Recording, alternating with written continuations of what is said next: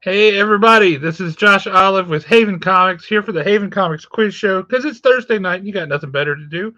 So if you haven't already done it, and shame on you if that's the case, hit the like button, hit the subscribe button, make sure it tells you about notifications because we randomly post stuff out here. Like Jeremy just randomly showed up. So here's our intro.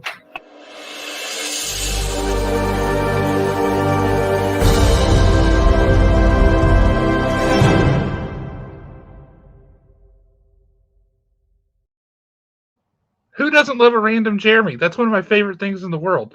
Like you're walking down the street and boom, random Jeremy. It's like, hey, how's it going, man? Invariably a cool guy. Um, Before we jump into our quiz show and random Jeremys, I had something I wanted to show off because a friend of the show, in fact, he was a guest on the show a while back. Corbin Michael Delaney is doing something really cool. He does this in December, where he draws Disney characters, a different character every day. And this is one from last year, which I thought was pretty cool. Now, I wasn't quick enough to snag the original, but I got a print.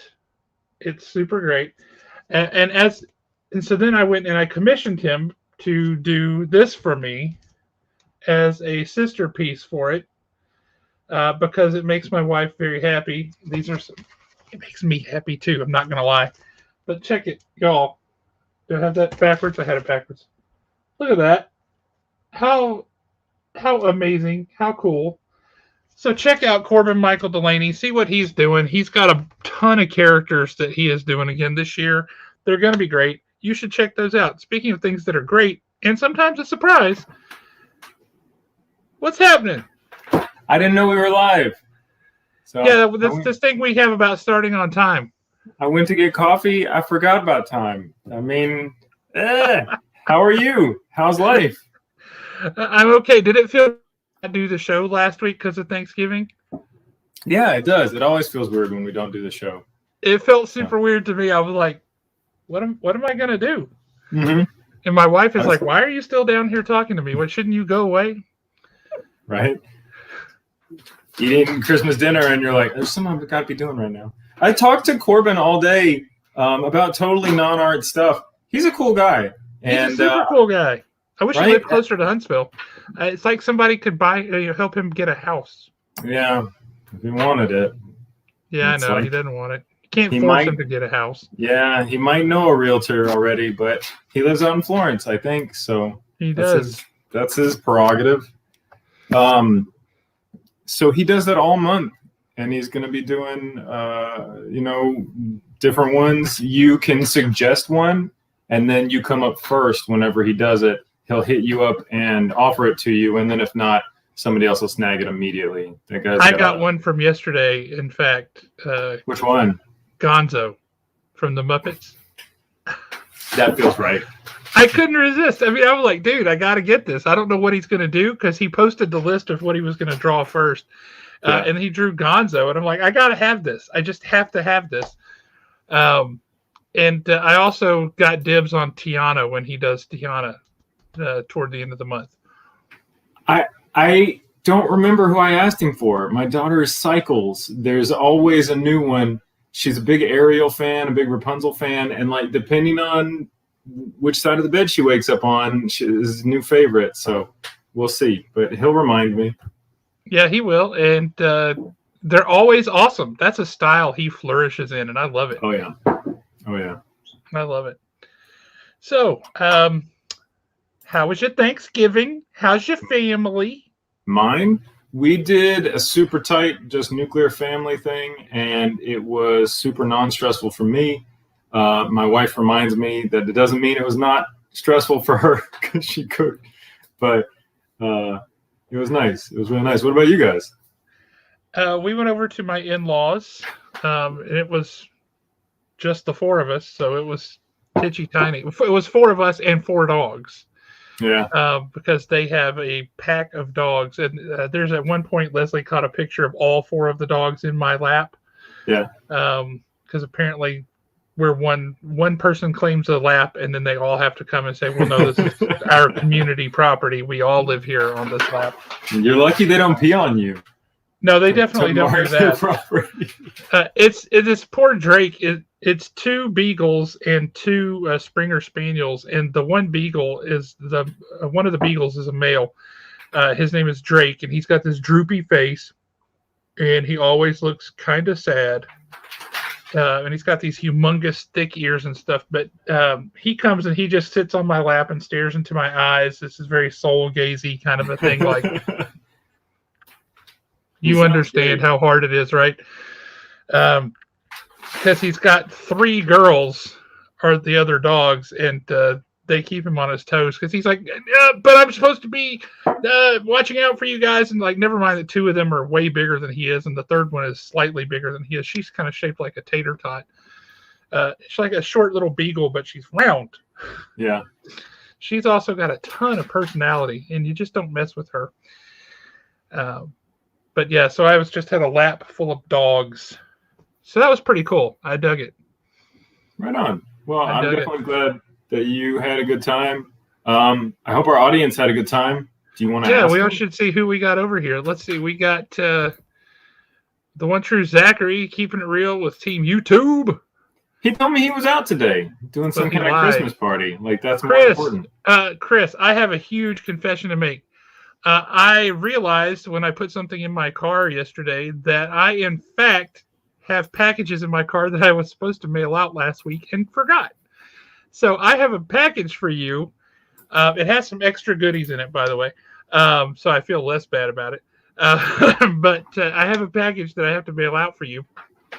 Maybe you win some stuff tonight, and I'll just have to make it bigger. So apologies that has not gotten to you already, because that was totally my fault. I like how he puts me full screen for my mea culpa. Thanks for that, Jeremy. We got Jay Thornton in the house tonight. We got some special news about Jay that we're looking forward to here in a little bit. Jeffrey Middleton, our legal counsel. How are you, sir? Glad to have you aboard. Mike Weslowski. Yep. Doubling down. Corbin is a pretty swell dude. We love Corbin. Your mom's here, Jeremy. I wonder if she likes to surprise Jeremy. Like, if she's walking down the street and she runs into a Jeremy, is she like, oh, that's great? Or is she goes like, oh, God, another one? I don't know. She doesn't want more than one. Right. It could be trouble. I'm excusing myself to grab a video that's going to be important for the show. I'm not bailing. I'm still here. No internet issues. Don't miss me too hard, because I'm going to be right. We have Christine in the house. Christine, we missed you last time, but we're super glad you're here this time, because that's very cool. You rock, and we officially think the world of you, so we're glad that you are here. Amen to a small event Thanksgiving. I think a lot of people the past couple of years have been, wait a minute, we've been having these big to-dos, and there's a lot going on there. Maybe if we just hang out at the house, things would be cool. That's entirely possible. Alan Breedlove in the house. How you doing, Alan? Good to see you, sir. I have not forgot about my McGriddle on Saturday, just so you know. Hope you haven't forgot. He owes me. I want a McGriddle. What's happening, Kyle? Hope you're doing well. Everybody saying hey to Christine. Everybody saying hey to Kyle. So, yeah, we got a few folks in the house, and more will be coming, I'm sure. They've got to get back in the habit after we took a break last week. So you were uploading a video, were you? Yes. Was there this was a question. Embarrassing? Was this like your junior high school production of Annie? No, sir. It was what we were talking about before the show. It is an important and relevant part of this show that I think people will enjoy reminding themselves about. So, I have a feeling I'm not going to like it. Oh, you are. It's funny. Am I? Yeah, it's the best part of Iron Man 3. So. Oh, well, in that case, yeah, because that's funny. I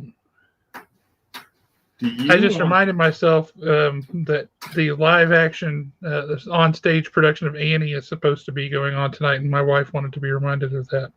Oh, very cool. So she remembers that you guys missed it? No, she just has a terrible memory about things like TV shows and such. She's like, oh, is that a thing?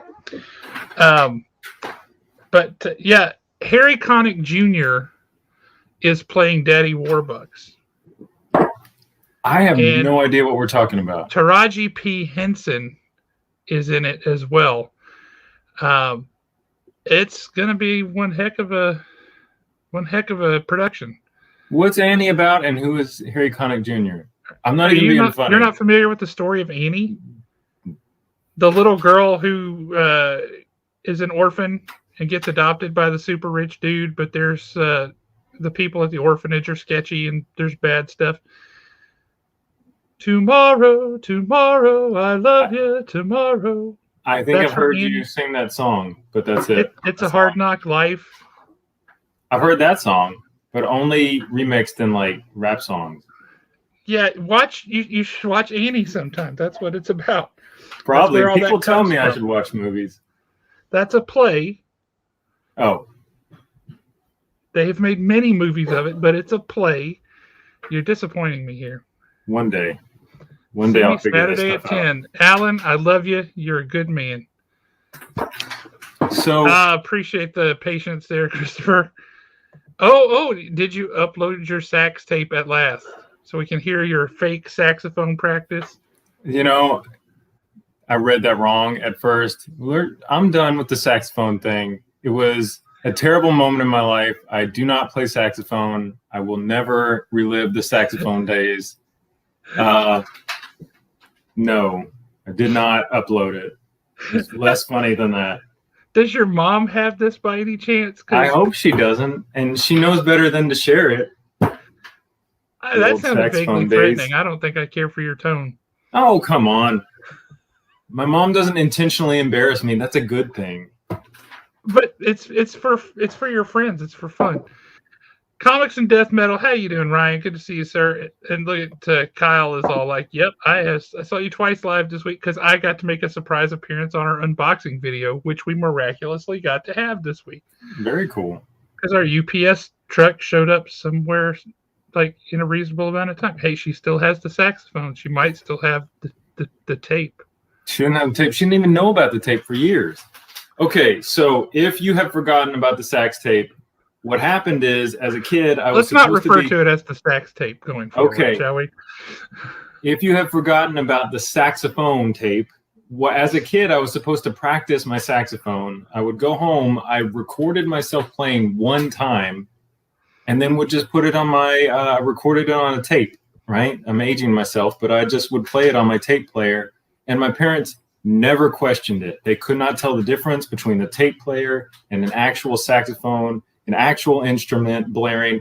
Also, I was real bad, and it was the exact same every day, and I would stop and talk to myself in it.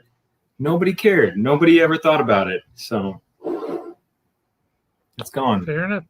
So, Zachary, your dedication is impressive. The fact that you will tune in while in a meeting, while at a party, and surreptitiously watch us do whatever this garbage is that we do, and nobody knows.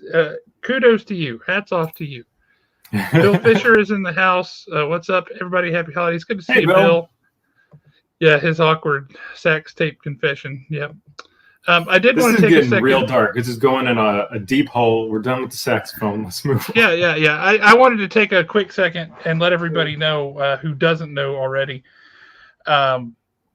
that our guy up at Haven who works on Fridays and Sundays, who is like the heart and soul of the place, the man is amazing. He's been up there forever. He's been a friend of mine for a long, long time. Alex is currently in the ICU at Crestwood. He had a stroke. His mom said it was okay for me to share this stuff. He had a stroke a week and a half ago. I guess going on 2 weeks ago now. And he's been in the ICU ever since. And the indicators don't look great. We're hoping, we're praying. You'll see some stuff coming from us here soon. We're putting a GoFundMe together and things like that. Because spending 2 weeks in an ICU, it doesn't matter how good your insurance is, that's going to be crazy expensive. So you'll see some things like that. And I know it's a terrible time. Around the holidays, everybody's already donating to everything under the sun and trying to shop and save for their families and such. But we can't help the timing. So we just wanted to let everybody know that's something that Alex and his family are dealing with. That's something that we as the Haven family are dealing with. And we're going to do everything that we can to help them out because we love him. We think the world of that man, and also just because it's the right thing to do. He's part of the family, so just wanted to let everybody know about that. And now that I've brought everybody down, I think we should. We have a guest waiting in the wings who has probably fallen asleep by this point. We should probably introduce her. What do you say? Yeah, let's put it on her to bring the spirit back up. There you go. Alex is the best. I love him too. All right, and our guest. You didn't work. Jenny. Hi. Hi. Hi, I'm not asleep. And I do want to send my condolences or my thoughts to everybody who cares about Alex, and I'm hoping that things will get better, and keep me posted about the GoFundMe.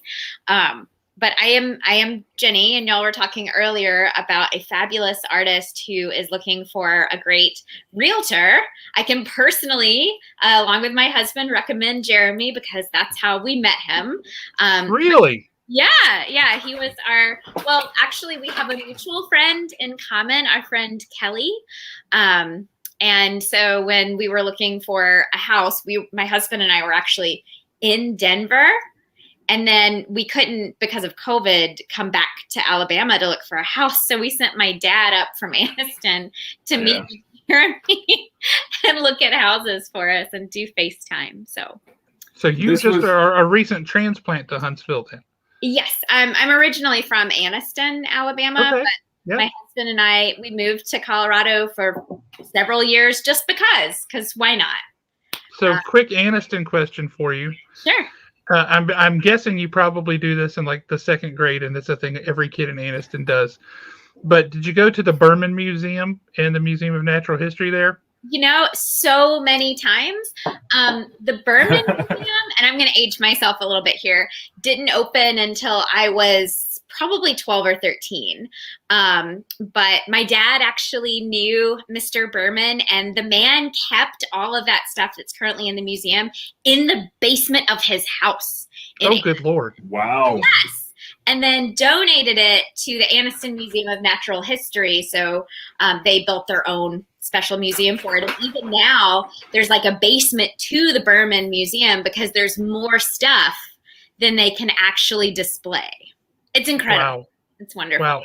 Have you ever been to the Berman Museum, Jeremy? No, that's just awesome. It reminds me of some of our guests with their comic collections. Dude, this guy was an intelligence operative during World War II in Korea. Very cool. And he went around the world doing his job, but he collected stuff while he was there. And he also has this thing about weapons. So going to the Berman Museum is kind of like this time travel from, hey, I have sharp stick, all the way up through Gatling guns and machine guns. Wow. With all manner of stuff in between that you would never think. He's got like this 6 foot long headsman's sword that has only one function, and that's to chop off a head of some dude kneeling on a block, right? Yeah. The thing is like a meat cleaver that's 6 feet long. The blade is this wide from one side to the other, and just the sheer weight of it will take your head off. But he has some super weird stuff in there. He's got the crown of Siam, which is now, I think, Burma. Is that right? I forget what they call Siam now, but the name of the country changed. He's got a sword from Russia that is encrusted with rubies and diamonds and emeralds. It's incredible. Yeah. It's a phenomenal place to go. It is. This place sounds awesome, but I have to backtrack a little bit. If I went to somebody's house and he was like, hey, do you want to see my basement? And that's what was in that guy's basement, I would move out of the city. Wow. Yeah. I mean, listen. That's a lot. Apparently he was just this really incredible person who had a knack for, you say collecting. I don't know how much of that was legal. Right? Yeah. I do wonder about that. That's. Yeah. What? Well, the 50s was a very different time from a archaeological sort of perspective. It's like the right thing to do is to pick it up, put it in a museum in a different country somewhere else. Not, hey, this is an artifact that belongs to these people. They may want to keep it. Yeah. Right. Yeah. Well, he sounds awesome. But I mean, he's got like dinner plates in China and stuff like that from Hitler's house with Hitler's tea set. With Hitler's, and same thing for Mussolini. You're like, okay. So this guy had real access to. Yes. Oh man. He's got some really early takes on guns that are really interesting. Like they're trying to figure it out, right? It's the 1870s or whatever, and they're going, okay, well, we've got the basics of metal tube, pull a button, and okay, what else can we do here? So he's got this weird thing. It's like a Swiss Army rifle that in the stock of the gun that goes into your shoulder, like you can fold out a fork and a knife and a spoon.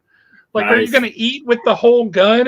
How is that going to work? It was a poorly thought out idea. Oh man! But he has that stuff. Like people were trying all kind of weird stuff, and he's got all that. Crazy.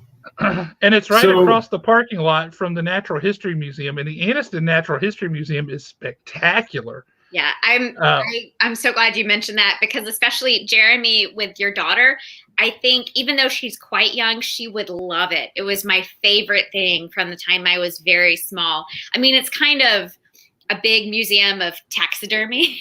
Yeah, right? It is. But it's also it's hands-on. There are people who work there who are so happy to tell you everything that they know, and they're so knowledgeable. And it's just such a neat place, not just for kids, but for adults as well. So maybe worth checking out if you're in town anyway. Anniston sounds kind of cool. That's awesome.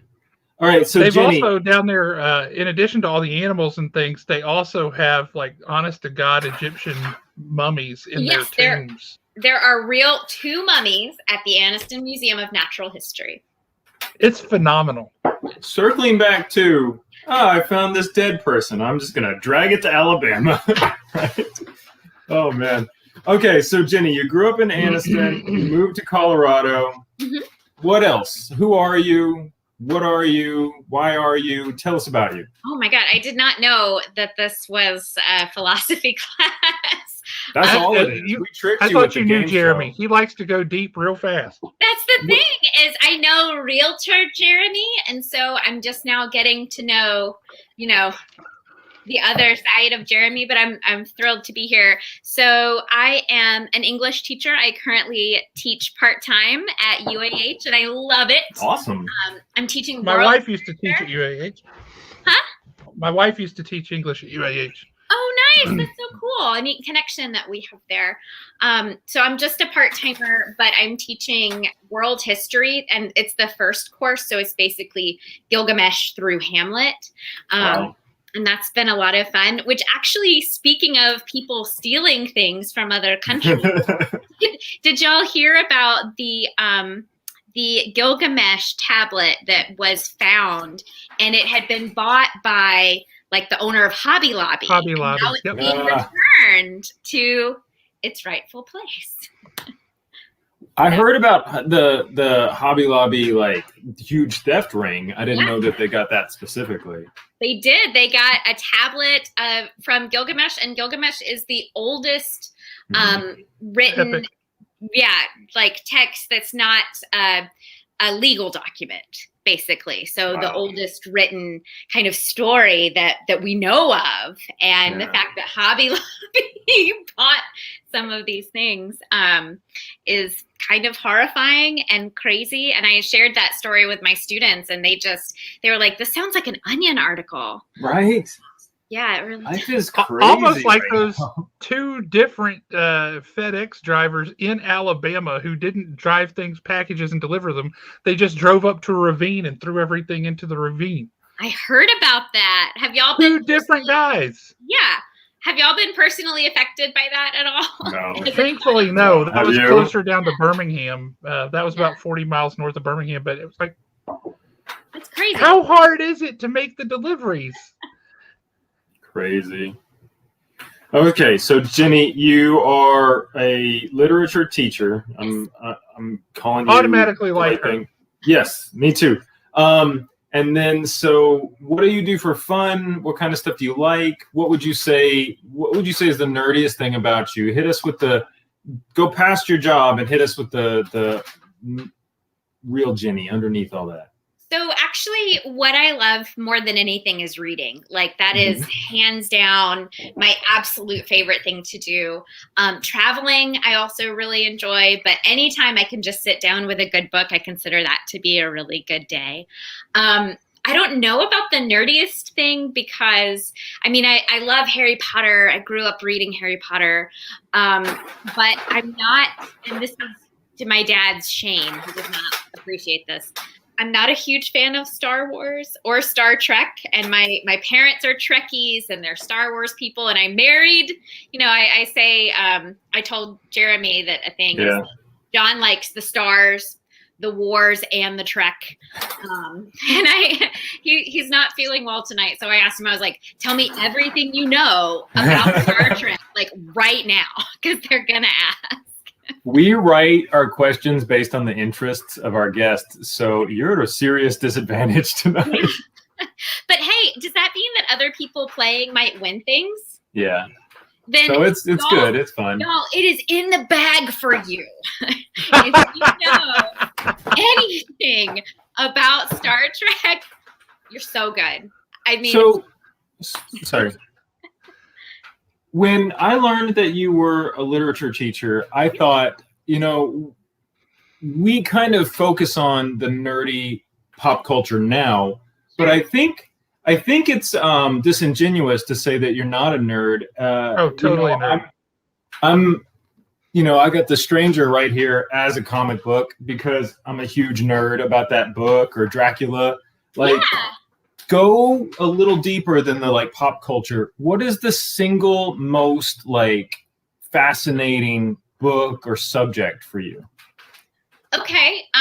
So as far as books and subjects go, I say reading, but any story that really delves into the psychological depths of a character, like Hamlet, is really fascinating for me. I love to kind of see where they're coming from. I really think that authors, and I mean no disrespect to anyone out there, are actually the best psychologists and psychiatrists because they write about how humans think in a way that I just don't think anyone else can. It's like they truly understand what it means to be human.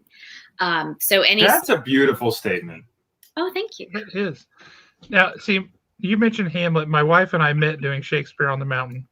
Oh, cool. You'll love Josh. Both actors, both English nerds, both of us. So I have to ask, and I'm totally going to judge you based on your answer. That's fair. Go ahead. English lit or American lit? So, and it's totally fair for you to judge me on this, but I am a 20th century American literature girl. Oh, you and my wife both. Dang it. I was looking for somebody to be on my side here. Yeah, I mean, I do love Shakespeare, and there is such incredible writing, from the UK, but I know what I love, and it's 20th century American. It's Steinbeck and Toni Morrison and Ernest Hemingway. And also some 20th century Latin American authors. Gabriel Garcia Marquez is actually probably my favorite author of all. Of course he is. That's my wife's favorite. And so Love in the Time of Cholera is her favorite thing in the world. That's my favorite book. Get Leslie to come host a show for you tonight. Yes. Can we be best friends? Oh, I'm quite certain. Yeah, y'all already speaking the same language. And you say Steinbeck, one of my biggest theatrical things that I ever did, and I wanted to do it from the time I was a little kid, and I saw Lon Chaney Jr. in the role, was Lenny in Of Mice and Men. Oh my God. Was a heartbreaking role. It was fantastic. So as soon as we wrapped that show, I was also a troll, one of the 3 trolls in the Fantasy Playhouse, the children's theater production of The Hobbit. And so I went from getting shot in the back of the head every night for 3 weeks to chasing dwarves around so I could eat them. And that was that cheered me up a bit. I'll bet. But, can I tell y'all a story about one of the reasons that I actually became a teacher. It's short, I promise. Yeah. Love it. Go for it. Normally I would stand and like there's, props that I would use. But so when I was in 8th grade, my father was also an English major, and he teaches and is just wonderful all around. And he saw that I was reading Of Mice and Men in class, and he said, "Oh, you're going to love it." So I read it, and and this is a spoiler. So if anyone out there doesn't want to have Of Mice and Men spoiled for you, it's only been for 100 years. They've had their chance. Well, and honestly, Steinbeck had there's so much foreshadowing in there, from chapter 1, and there are only 6 chapters, that Lenny will die. It's so obvious. But when I was in 8th grade, I hadn't read that many stories like that. So Lenny died, and I was angrier than I had ever been in my 13 years of existence. So I got my copy of Mice and Men, and I went downstairs to my parents' house, and I threw the book on the ground, which is basically sacrilege. Anathema, right? In my house. And I looked at my dad and I said, "John Steinbeck can go to hell if he's not there." Yeah. So he starts laughing because I'm 4'10", maybe 85 pounds soaking wet. And I'm just angry at this man who's already dead. But after my dad stopped laughing, he looked at me and he said, "Jen, Steinbeck made you feel something, didn't he?" And I was like, "Yeah, I guess so."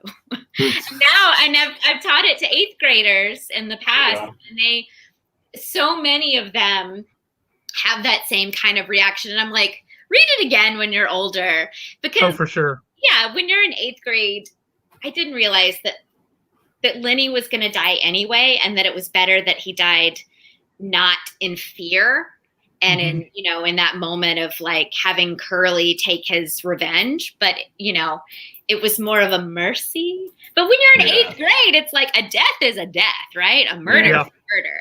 So anyway, that's my story. Nosh, good to see you, man. I know it must have been challenging to get here with all the security and the elevators and the rope climbs and all that stuff, but it's good to see you, brother. He always has to break into a high-tech facility. And he is a humongous dude, so his skills are amazing. What are we? We need to get him on the show. We absolutely need to get Nosh as a guest on the show, because that would rule. And everybody would be happy because it's somebody whose name doesn't start with J. We're getting all kind of grief. What's up with everybody in the show starts with J all the time, all of a sudden? My husband's name is John. That'd been great. Would have been yet another J here tonight. Oh, wow. Oh, that's awesome. Hey, Marcus Lawson. Hey, how are you, man? Welcome aboard. There was some love for Ginny in the comments too. If we can pull that up, you see what I'm talking about. I was expecting hatred, so this is way better. Oh no, they were saying they're excited about the gifts that are. Yes, well, and as Christine said, we love story time on this show. We do. I will say, a friend of mine played Curly's wife. I love that was her name in the book. Yes, Curly's wife. Having to break her neck on stage every night, I'm like, I can't do this. I can't do this. So I would just pick her up and we're doing like this. And I said, "You break your own neck. You just," and I'll go with it, but you have to do it yourself. And because there's no way I'm going to actually, no, I'm not doing that. Yeah. And so she's like, "Okay." I mean, that's where maybe a nice sound effect could come in. That's where, your sound person, or even just somebody in the wings with a little machine or something, a little cell phone or an iPad or whatever. Nosh is already on your side. Look at that. You like the passion there. Yeah. Well, guys, I feel like we got a little deep here. Which I love. Yeah, this was a friend, and it's a friend who is digging all the stuff that I love. Right? You guys need to talk. Also, she's, except for the American Lit stuff, but my wife loves that, so it's all good. Oh, this man commissioned me one time to draw Ophelia. So, and Swamp Thing. Yeah. I left Swamp Thing out for her benefit. But so, guys, this is a quiz show. So I'm going to cut to the prize cam to show everybody what they can win. Jenny, you included. You might get some. I'm rooting for you. I might. We're all rooting for you. Yeah. Probably not. We'll see. Prize Cam, if you are ready to show these off, we have tonight a beautiful Ghostbusters art book. This was donated by Alex. Get better. We're rooting for you. We also have a one-of-a-kind sketch cover of Iron Man that was given to the show by Justin Lynch.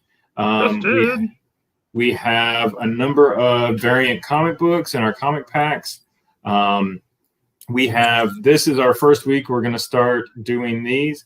A CBCP comic service voucher. So that means that you can get a comic cleaned and pressed that is from CBCP Comics. I'm going to have to learn to say that a little faster. That's Jay Thornton. He was on the show a little bit a while back, and he cleans and presses comics to be submitted to CGC or CBCS, so you can get them graded and get the best possible grade on them. And so he has jumped onto the show as a sponsor, and so you win this prize. You can get a comic book cleaned and pressed. So that's a pretty sweet deal, honestly, and that's a big deal for any comic fan. You're gonna send your comic to CGC, send it to CBCP first. That's exactly right. Oh man, too many acronyms for me. Okay, and then we've got our ubiquitous sticker pack and gelatinous feely things, also known as erasers. Super fun. Right? I can't get away with not having them on the show. We've got some gift cards from Jeremy Bernal, the realtor, also a sponsor of the show. And then we've got a signed Chris Claremont book up there. And we do have a secret Blurred Syndicate prize. Stay tuned for that one because it's beautiful. It's so secret, you already posted a picture online. Ah, come on. All right. You want to show that one off we have Owen in the house, the man who writes these questions. Oh, welcome, shout sir. out. Glad to have you. If you hate the questions, it's Owen's fault. If you love the questions, it is my, Josh and I did it. But, okay, so let's jump into it. We do have some great stuff to give away, and we have some really cool questions. So, Jenny, do you feel like you're in the right headspace to start? I mean, probably not, but what the heck? I'm just excited to be here. So maybe that's exactly the right headspace to be in. Yeah, that's the best because you can't go down. You can only go up. All right, guys.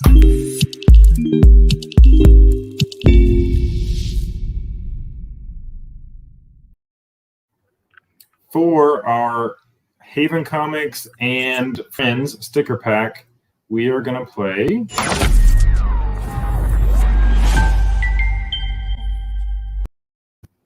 How did the Star Trek crew time travel back to the 1980s in Star Trek IV, The Voyage Home? All you got to do is answer that question. You get the stickers. Audience, if Jenny doesn't get the question right first, then you guys have the opportunity to sneak in and get the answer. Was it some kind of wormhole or something? I'm not a Star Trek guy, Josh.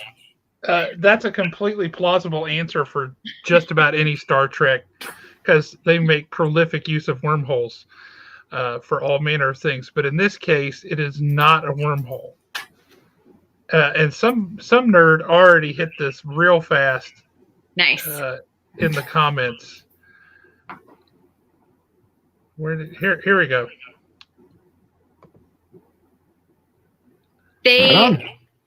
There was a slingshot around the. So first off, congratulations, Jay Thornton! Woohoo!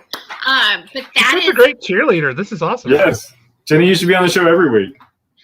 I love people, and I love to see people do things, and it's just who I am. But that's very cool. I learned something. So they pulled a Superman.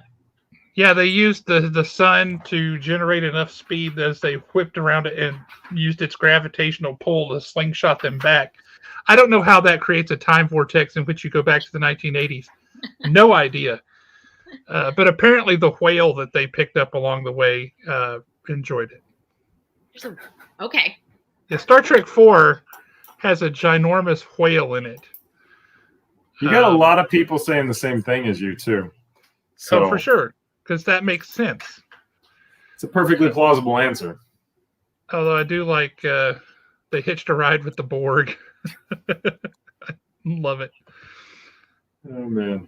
Yeah, time travel is it's a constant in Star Trek, and it's pretty funny. That's not normally the means they use. They just noticed that there's a lot of tachyon particles or neutrinos, or their chronometers are going, whatever it is. They notice a lot of weird stuff, and then poof, they're talking to different versions of themselves. Mm-hmm. Just put quantum before any word. Star Trek. That's true. That's true. That's very true. But apparently there are 2 whales, and one of them is named Gracie. Okay. That's more interesting info to me than what we were just talking about. Now, a friend of mine who used to come to the comic shop down in Decatur that I worked at in the mid-'90s, he was in the Navy, and a chunk of this movie takes place on a Navy ship. He was in the Navy, and he's actually, you can see him in the movie if you know where to look. Cool. So he is in Star Trek 4. So very cool. That is super cool. Yeah. Well done, Mitch. Good job, buddy. All right. For question 2, we're playing for this prize pack. We have a little Spider Hulk figurine from my personal collection. I love the pack he came in, but I don't, that one could go, somebody else could love it. And then we've got some gelatinous feely things, and we've got a Doctor Who lanyard from Carrie Coleman. Is that what that is? It looks like a dog collar. Oh, wow. That's Ghost Rider as Santa Claus. Oh, my God.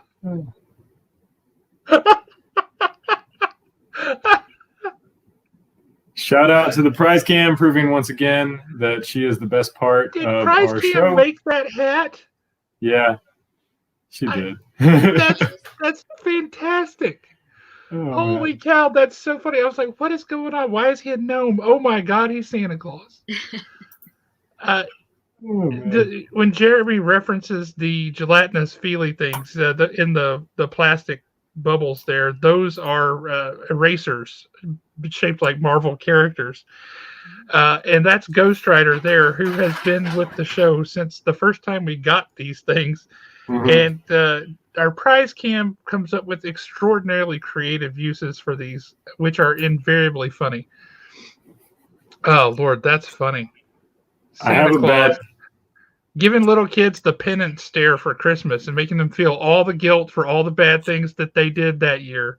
Who's a better Santa Claus? He's got the penance stare. He knows. That's I have true.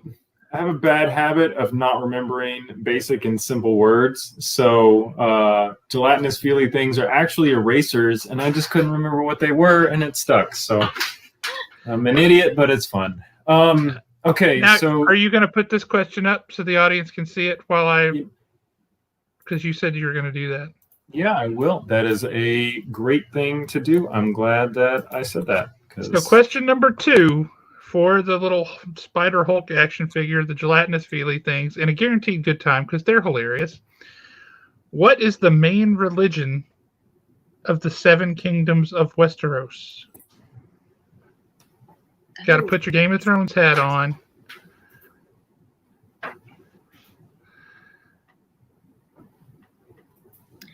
Are you a Game of Thrones fan? I've seen all of the TV show, but even that's been a couple of years. I Have remember you read the books? This thing about the old gods and the new gods. Is it the Lord of Light? Does it have to do, is that an answer? That is an answer. It's probably the wrong one. Now, the old gods and the new gods, the old gods lost, except in tiny little pockets. The new gods have been around for a little bit. And the Lord of Light comes in during the books because the worship of the Lord of Light comes from somewhere else. Oh, okay. I just remember the woman who's actually really old, but she puts on that necklace and she's younger and she talks about the Lord of Light and all this. Melisandre, yep. Yes. Yes. I'm going to give you a small hint because you are a self-proclaimed non-nerd. You said the right answer. It's in what you said. That's your hint. It's not what you said was the right answer, but it is in something you said. Could we just say new gods? Yes. The Okay. faith of the seven, also commonly referred to as the new gods. Thank you, Owen, for giving me this info, because I had no idea what we were talking about. Yeah, this is not Jack Kirby's New Gods. Totally different. But yeah, the seven. Cool. So that's where you had the smith, the crone, the maiden, the mother, all that stuff, the stranger, and the, what they call them, the septon, and all those guys. Yes. So right on, Jenny, you got one. Perfect. So I like Mike Wesolowski's answer there. Yeah, I'm sorry. I don't know that I did a great job with that. Can we? I mean, I'm happy to donate it to the gift. No.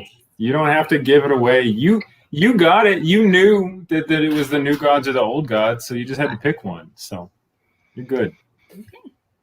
You did great. You're doing great. Okay. So for question 7, we're gonna bring our Question friend. 3. Yes. So I got faith of the 7 up here. Jenny, like I said, it's a little spacey. So we're gonna bring our friend Wyatt from the Blurred Syndicate. Wyatt! What's going on? Not How you much. doing, We're man? always happy to see you. Yeah, it's been good. I heard you guys had a great Thanksgiving. Same around here. So I'm going to tell you Glad to flat hear up, man. I missed you on Saturday. I know we missed you too, man. We were in Indiana, so we just had to chill there. Well, We in that had- case, I forgive you. yeah. So if I wasn't there, we'd come. You know, that's our habit on Saturdays. We just come and visit you. Well, I definitely missed you. I was like, hey, we should see Wyatt today. No Wyatt today. Okay. Oh, my bad. I'll give you a schedule next time, so that way we'll make sure that we don't worry about it. Oh, that's awesome. That's awesome. So how are you? How is Indiana? Still there? Yeah, it's cold. Not gone. Cold. Yeah, it's colder. So I appreciate the fact that I'm down here. So you know where it was like 60 degrees, where it was like 25, and just the wind was disrespectful. So Nothing worse than a disrespectful wind. man, when it slaps you across the face and you're just like, oh gosh. So then you have to kind of reconsider what you're doing up there. So I was like, all right, it's time to go. Marcus Marcus. says, "What's up, Wyatt?" What up? And I'm pretty sure that's exactly how he said it. Exactly how.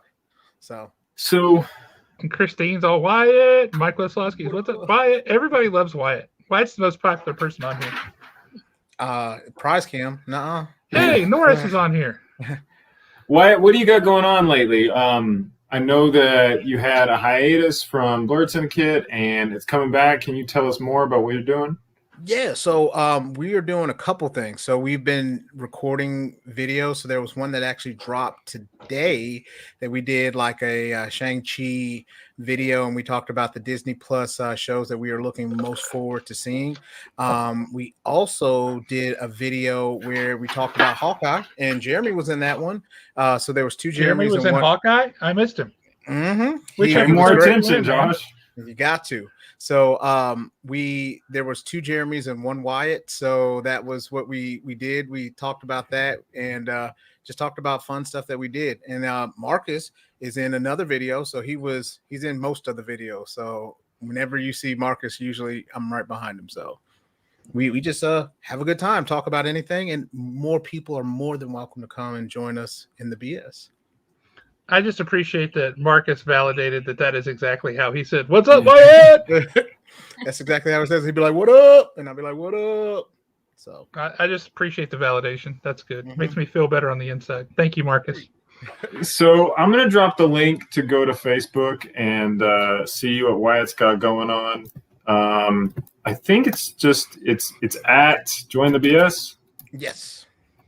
So go to Facebook / or @ or whatever it is anymore. I don't know. Yeah, / Oh, / here. I'll do / Then we have some late breaking news, guys.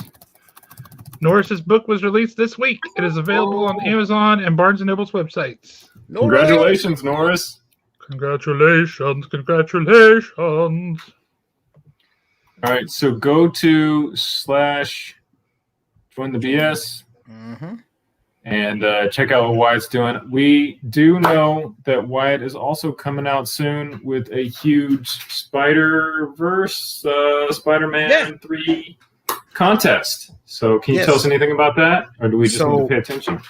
What we're going to do, I haven't decided how we're going to give, how we're going to have everybody kind of get together and do a, prize or entries as far as that's concerned, but we are giving away tickets to Spider-Man. Now we're going to give you gift cards, and so you have to go through either Fandango or wherever so that you can be able to get them. But it was crazy that the whole website crashed earlier, and then people were selling just regular Spider-Man tickets for $25,000. Don't know what they had. Don't know why. It was on an IGN thing where they were scalping just regular movie tickets for $25,000. You could buy out a theater and you could for a month. Yeah. So, Christine, you are an amazing woman. I just want to say that. But yeah, that's what we're doing. And then we're also so I was gonna do I talked to Jeremy about it. I was going to have you guys choose a challenge for me to do, and Jeremy strongly suggested that I don't do that because he's like, you'll be eating whatever and you will not enjoy it. So I brought it to the BS, the Blur Syndicate group, and so what we're going to do is we're going to play Uno, and whoever loses, they're going to have we're going to send everybody in that BS group a nasty flavored jelly beans, and whoever loses has to eat a nasty flavored jelly bean. So we're doing that so that we can do Angel Tree, so that we can help a family down here in Huntsville, so that we can be able to do that. And Jeremy is also sponsoring some of these tickets for Spider-Man. So big kudos to Jeremy doing the big thing. So good job for him. Awesome. Did I just hear that I'm gonna tell Jenny Wyatt is awesome? Clearly. We try to do everything. That's great. Did I just hear I'm gonna have to eat nasty jelly beans? I mean, you don't have to, but now if you don't, it's like you don't care about kids. So and either that or you just have to be really good at Uno, man. Man. Listen, there's no friends in Unos, especially when it's nasty jelly beans. No. Those aren't high stakes, but they're stakes nobody wants. Yeah. So there was one that they talked about that tastes like shoe polish. No, I am not. No.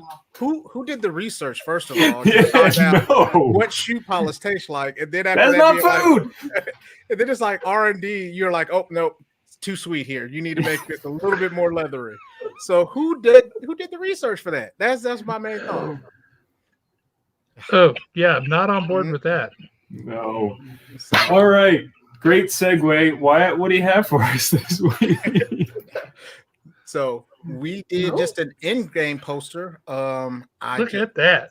So I can only put so many posters on my wall. So I like awesome posters. So then I figured I'd give them to everybody else. So this was a nice in-game one. I figured that, Miss Jenny, I have faith in you that you're going to go ahead and win this poster. You're so kind, Wyatt. You're already my favorite. I try to be. Josh, Jeremy, whatever. I try to dabble in greatness. That's all I try to do. Dabble in greatness. So we get it. He's our favorite. First of all, too. welcome, Kim. We're so glad that you made it onto the show tonight. Mm-hmm. And that is a bomb diggity poster. That's straight medical terminology right there. That's from a doctor. Absolutely. So it's got to be right. So so here's the question, Jenny. Are you ready? Okay, I'm ready. Had you played any video games, past or present? I played the Untitled Goose Game for about 5 minutes. What is that? So just Google it later. Untitled Goose Game. It's basically you're a goose, you're an a-hole, you're like doing things to like annoy this farmer. You're stealing things. And my husband found it, and he was like, this looks like something you might actually enjoy. So other than that, seems like he's trying to tell you something. I mean, maybe you need to pop him upside the back of the head. Maybe. I also just like birds, and birds doing whatever it is. And, geese are not known to be particularly nice. But anyway, that's true. Other than that and Mario Kart, I have played nothing. So y'all get ready to win a really cool prize. No. You're going to do it. I'm willing it forward for you. But hey, everybody else kind of pay attention as well. Yes. So it might help if we can show her a picture of this character, because she may not have an idea. So that may help. Let me see. If you can if I could get a picture of a character, that's probably the best. Okay, I'll grab one real quick. You can go ahead and ask the question. I'll get it ASAP, and then we'll throw that up. In Nintendo's Metroid game series, what is the profession of Samus Aran? Samus. No, in this case, it's Samus. Oh, never mind. Sorry. Yeah. Oh. What is this person's profession? We thought the image might help. Is he a transformer? Well, that would be a race, not a profession. Sorry, I don't know. And also, this is going to weird you out, but that is in fact a woman. Yep. Cool.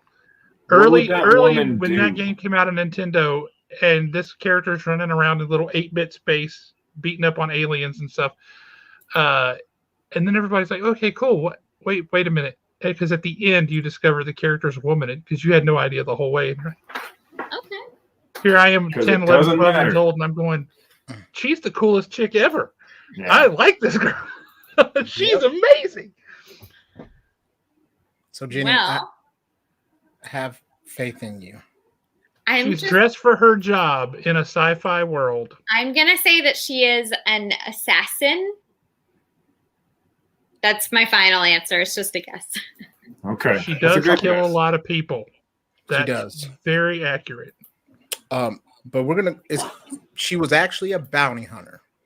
Okay, cool. Yep. I've never played a Metroid game at all. I used to love that game. But I also, Jeremy, I'm with you. I've never seen Annie as well. So even though, even though when they had those rainy days, they would definitely play like that, Grease, and like whatever other, tapes that they put in, just didn't catch my attention. I know the Hard Knock Life song from Jay-Z. Thank you. Yeah. I know that too. I also have this superpower where if boring stuff is on, I can just turn my brain off. So, maybe it's been on and I've just not watched it. Does that count? No, it doesn't count. But that's okay. It is not okay. Do not let him get away with that nonsense. Did anyone else get the answer to the video game question? The first one that got the correct answer is Norris. Yay, Norris! Yeah. Look at that. His book comes out and he wins a prize. He's the happiest guy in the world. Yeah, awesome. And that's a sick prize. So Norris, come pick that up from Haven Comics. And Wyatt, I didn't get to play your video, so I'm going to play it as your outro. Okay. Everybody go to Join the BS. Check out what Wyatt's doing. He's got a lot of cool stuff going on all the time. You're going to watch some weird jelly bean reactions too. So man, it is going to be horrible. And we may just go into there and just make them choose which jelly bean that they have to take. Because if it's because there was some that was liver and onions, but then some people were like, we really like liver and onions. And I was like, well, you definitely don't get that one.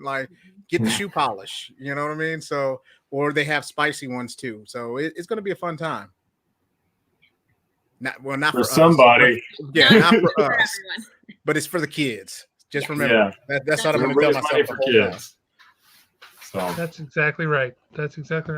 Speaking of which, the Kids to Love group that we sponsored recently with the One Chip Challenge and all that stuff, they just won the Huntsville-Madison County Award last night for the Charitable Organization of the Year and for the Woman-Owned Business of the Year. Awesome. Last night at the Huntsville-Madison Chamber event. So- And Jenny, you didn't see that, but we ate other gross stuff to raise money. It's So for the kids. Listen, it's becoming a habit. It's becoming a habit. if it works, and it's doing good things for other people. So why not? Yeah. That's awesome. I keep thinking about Harry Potter and how they had those weird flavored like candies and stuff like yeah. that. 30 Pure bucks wax. every flavor Yeah. bean. And someone Pure else wax. said that in the comments too. I think it Yeah. was him. And that's what Yeah. I was thinking was Harry Potter. So Yeah. Was that stuff as gross as shoe polish? Well, it's It earwax. was earwax. Earwax and vomit and stuff like that. It's yeah. Toe jam. Oh, okay. Well, Wyatt, we always love having you. We look forward to what you're doing with the BS, the Blurred Syndicate, and just let us know as soon as that stuff comes out, and we'll support everything that you're working on. All right. Well, I appreciate you guys, and I will see you, Josh, Saturday. We're coming. So That's good. No I've been worries. missing No you. worries. I'm here for you, man. So we'll bring the whole fam too. Okay. Rock on, brother. You have a good one, sir. All right. You guys take care. All right. All right. Talk to you later.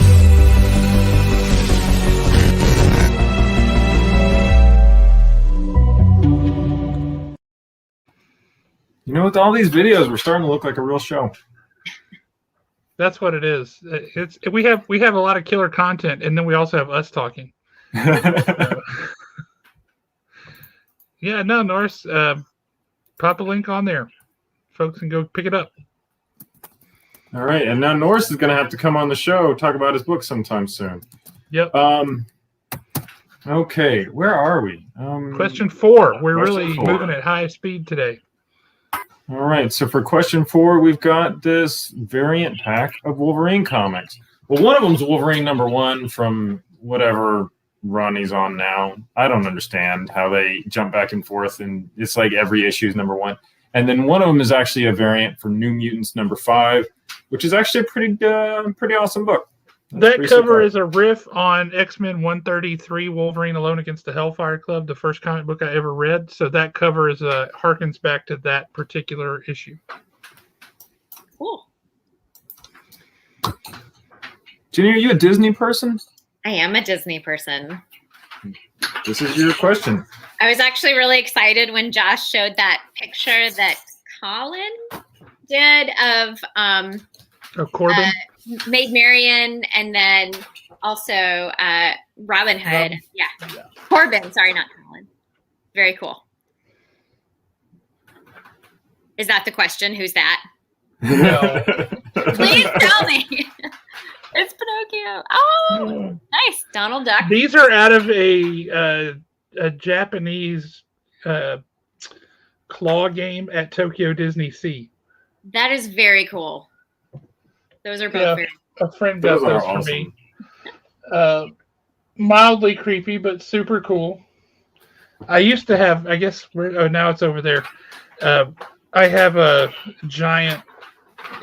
It was supposed to be a drink for 4 people. This massive drink from a Nautilus. It looks more like a planter than it does the Nautilus, but it's supposed to be the Nautilus. And it contained a drink. And it was supposed to be for 4 people, and I drank it by myself very quickly. And I thought that something was going on with me, but in fact, at Trader Sam's at the Polynesian, they do have a couple of stools at the tall boy table that's seated around an upside down surfboard that over the course of about an hour, they just go like this. Oh, that's funny. Very, very, it takes about an hour. It's super slow. And so by the time, like, the table was here, and now the table is here, and you're like, What is happening? did I break something? I mean, I'm a big dude. I break chairs. I get it. But Complete twist of fate there. You thought you were trashed, but no, you were actually sinking. Exactly. That's super tricky. What a thing to do to people. What a thing to do. So, okay, for Disney question, what 1994 film was the first Disney animated feature with an all-original storyline? AKA, we didn't steal it from a It's the fairy tale. Lion King. No! It's the Lion King, Congratulations. Thank you, but I remembered that the Lion King came out in 1994, so and also it's anyway. So now you I have didn't to even- sing The Circle of Life. Go ahead. I will not sing for you. You're welcome, everyone else there. I can never get Jeremy to sing either. I have not had an enormous drink for 4 or more people, so none of. I mean, yeah, if you've not been to Trader Sam's yet, I strongly recommend it. It's a fascinating place. Trader Sam's, not Trader Joe's. Trader Sam is a character from the Jungle Cruise attraction. Oh, okay. At the end of the ride, he's got a whole bunch of shrunken heads, and he's like he'll trade you 2 of his heads for 1 of yours. That's one of the jokes they tell. Nice. Yeah, it's a thing. But so they built this at the Polynesian Village. They built Trader Sam's Grotto, and when you order different drinks, there are different physical effects that happen inside the place. Oh, that's cool. Like there's a bunch of little shrunken heads hanging off a little tree over here, and they'll sing a little song or something. There's a big storm that will suddenly rage outside. The drink that I got with the Nautilus, there is a giant squid tentacle coming through a portal, and it wraps up around the rafters and comes down, and it's holding a bottle of rum. And as they make the drink at the end, they like hold it up like this, and he pours the last bit of the drink. And then the lights in the place turn blue, and kind of with light come down, and they come out like with a rubber ducky floaty around their waist and a snorkel, and they swim out to your table with the drink because you're underwater. It's the Nautilus. Oh, that's It's a goofy, weird place, but it's awesome. And it's fun just to sit there and watch what happens when people order different drinks because there's something for everything. I would get that drink just to see that happen. I was gonna say, yeah, like it wouldn't even matter if the drink tasted good, but just It tasted quite good. the It tasted quite good. I'm just going to tell you. That's amazing. Yeah, no, Hey, strongly recommend it. I have It's a bonus. tiny little place. They can only get about 15 to 20 people in there. So it's super small, but it's really, really cool. That does sound really cool. I have a bonus question tonight because Yay! I am a big fan of the Hawkeye show, and this is actually from my personal collection, Hawkeye, My Life as a Weapon. It is one of the major influences of the show. I've had it. I love it. And then, like sometimes you just want to pass stuff on. So if you have not read this, now's your opportunity to just get a little extra flavor from the Hawkeye show. And I pulled my own question, and it's Disney related, so I'll just throw it in now. So let's see. What is the name that Ursula assumes from Little Mermaid, staying on Disney? I think that was like 1992, but we all know Little Mermaid. 1989, but good Yeah, call. I was gonna say 89 actually. 89. November, That- I think. That was the actual question. So just kidding. So Ursula comes to shore. She's a human, whatever. What is her name as a human? I remember that part of the movie, but I absolutely cannot remember. I think they only say it once. They probably do. I'm hoping that someone out there knows this, but I genuinely do not know. Well, I appreciate your honesty. Kim knew it right away. He had it before you finished asking the question. Nice. I love that. Good job, Kim. He's like, I know where this is going. She's a genuine Disney super fan. So, Kim, next time we have an opportunity to hand this book off, it is Hawkeye, My Life as a Weapon. A huge influence of the new Disney Hawkeye show. I have not finalized it yet. Kim, Jenny, other Disney fans, I have not finalized it yet. So it may change. But if things go according to plan, our guest on the show next week should be somebody who is very, very, very big in the Disney community. And is extraordinarily well known, particularly for trivia. Nice. As in literally wrote the book. a couple of them. I'm not going to say any name because it hasn't happened yet, but I'm pumped because he's a cool dude. I'm excited. Now Kim's excited for next week. She wasn't excited before, but she's excited now. She's like, "Oh my god!" Well, and as Nate Saint points out, Matt Fraction's run on Hawkeye is fantastic, and I absolutely agree. It really is. It really is. So you will definitely appreciate. This is the beginning of that run. You guys will appreciate it if you have an opportunity to read it ever. And I'm just writing down that Kim picked that up. Okay. So we will have to wait and see for next week. All right, Jenny. So you haven't seen the show before, my understanding, correct? I'm sorry. I've been meaning. No. You're fine. You're fine. This semester, things are nuts, but yeah. Okay, so we do something a little different for question 5. It is our tribute to the Great White North, Canada. This is just for the audience. So okay. This is the one you are definitely going to know. You're going to know this one. 100%. But are you the kind of person that if you know it, you can sit back? Oh, yeah, absolutely. I'm not going to blurt it out. Okay, awesome. That has happened. But we are playing for $25 at Haven Comics, the greatest comic book shop in the entire world. And as always, the question is going to be about something Canadian. That's your hint. All right, so audience.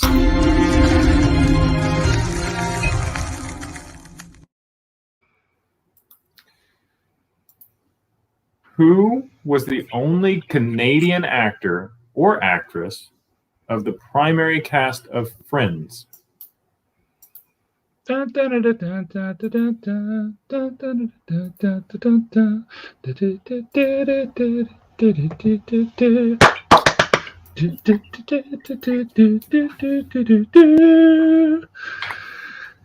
are killing me. Where's all these correct answers? It is Ryan Reynolds, who was part of the primary cast of Friends. It was not Joey. We're just going to go down the list. It was. We are, and we finally got a correct answer. Oh, it was Matthew Perry. So Peter Lewis, you just picked up $25 to Haven Comics. You can spend that. You can buy all your hopes and dreams if they cost $25 or less at Haven Comics. Chandler Bing. Good job, Peter. Yep. Peter, you do have to tell me, though, was that a guess? Because there's only 6 of them, right? 5, 6? I think 5. No. Oh, wait. Right? 3 girls and 3 guys. I'm not a huge fan. You need to fix this, Christine. If you were alive during the 90s, there was nothing that tapped the zeitgeist of the 90s like this show. If you were white, if you were any other ethnicity, you did not see yourself represented on this show. That was a huge thing with there. But although I can't disagree with that, I am not going to touch it. So next it's probably true. All right, and the prize cam has let us know. Oh no! Oh! Ooh! Wait, Matthew Perry used to beat up Justin Trudeau? That's crazy. Oh, it was the Canadian form of beating up. He was like, "Oh, you've got weird hair, eh?" And he's like, "Oh, my heart." It's true. The prize cam is Canadian, and part of the reason we celebrate Canada on this show is half of the coolest stuff in the world is Canadian, and it's super subtle. Nobody knows. You've got just pick any random actor, pick 5 actors, and 4 of them are Canadian, and it's awesome. So we love them. Okay, so for question 6, we are playing for this prize pack. We've got a Darth Vader comic. We've got Extermination #1 featuring Cable on the cover. And honestly, I have forgotten what that comic is with that huge collection of characters. All the characters ever, all over it. Yeah. Prize Cam, can you zoom in on that? It's a heck of a cover, though. I mean, that's got everybody on it. Oh, yeah. A lot of representation there. So.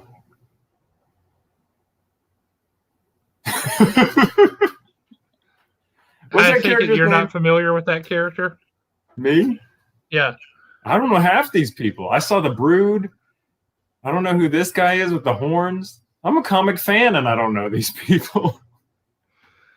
There are a lot of obscure X-Men related characters here, not gonna lie. Yeah. And apparently that's Goku or whatever. Who's that guy next to? Is that Namor? Yes, that's Namor. And who's the monkey? Where's the monkey? The red nose right there in the center. Oh, I didn't even see that because I just blurred into the background. Oh gosh, what's his name? I forget his name. If the two of us cannot remember half of these characters, then they're obscure. I hope that the question doesn't involve any of that. It does not. You are in luck. So for that tragically obscure comic book cover, this one's going to be a walk in the park for you. Which of Shakespeare's plays is rumored to be cursed? Macbeth, the Scottish play. Why did you say that out loud? I know. I'm supposed to say the Scottish play, but you know what? I'm going to live dangerously. It's worth it for those variant comics. Yeah, we have. I've never done a full-up production of Macbeth, but I have done a lot of vignettes from Macbeth, and that's always fun. There's always a lot of good claymore sword fighting. As a matter of fact, part of what we did with Shakespeare on the Mountain was mostly a show of vignettes that we would cobble together from a bunch of different Shakespeare plays. So you got a lot of things you would never see otherwise from plays you're like, I've never... Titus who? What's going on with this? Titus Andronicus. Right. I mean, it's just stuff that people wouldn't know. Right.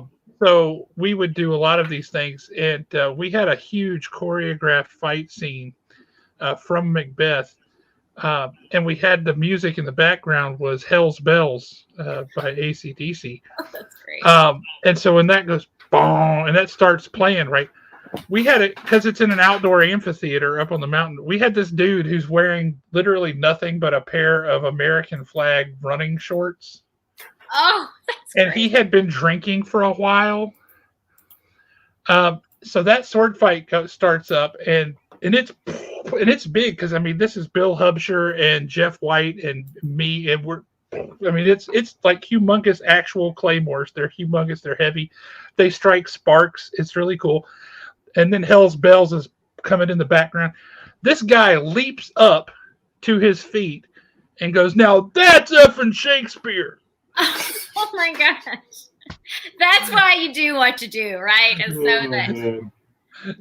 so yeah, that was here it is 20 something years later, we still remember it.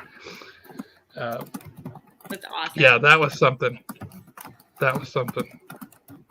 This is totally cool. They did a play called Shogun Macbeth with choreographed karate fights. That's awesome. That sounds awesome. I could totally see Macbeth set in a Japanese warlord kind of setting instead of Scotland. I could see that. Two brothers. Nick is in the house. Look at that. Look who's not permanently life banned anymore. It was an accident. By mistake. I undid it. He just made a new account and he would just sign in under different names. It wasn't even effective.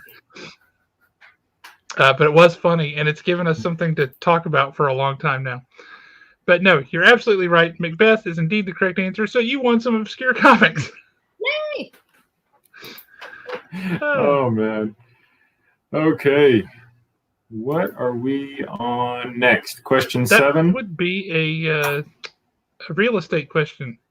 Awesome. I happen to know one. This next question is brought to you by the Brenog real estate team. Realtor Jeremy, it's me.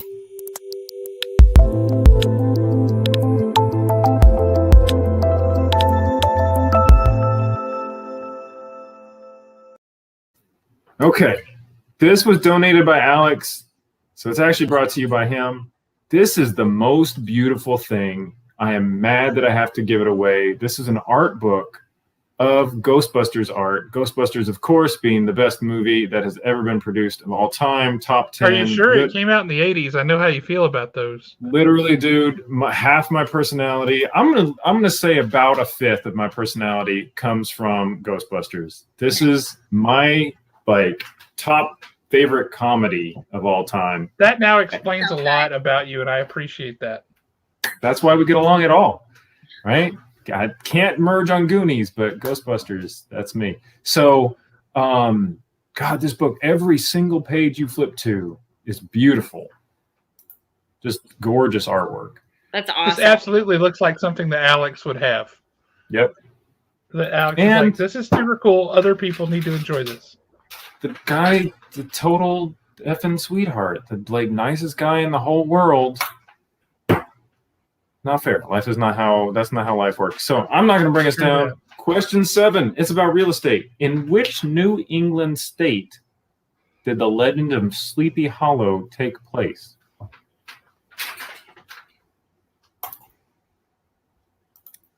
I don't know for sure. Don't tell us that part. Just come in with the confidence. I'm going to say Connecticut. Not this time. That's okay. Now, but you're brave. It's okay. That's a cool book, though. And I want you have a dog. Say hello to Biscuit. My husband and I have 2 rescue dogs. She's been kind of over here looking for attention this whole time. So if you ever see me doing like this, I'm just petting her. You have dogs and they're rescue dogs. Yeah, you need to be like our friends for real. Yeah.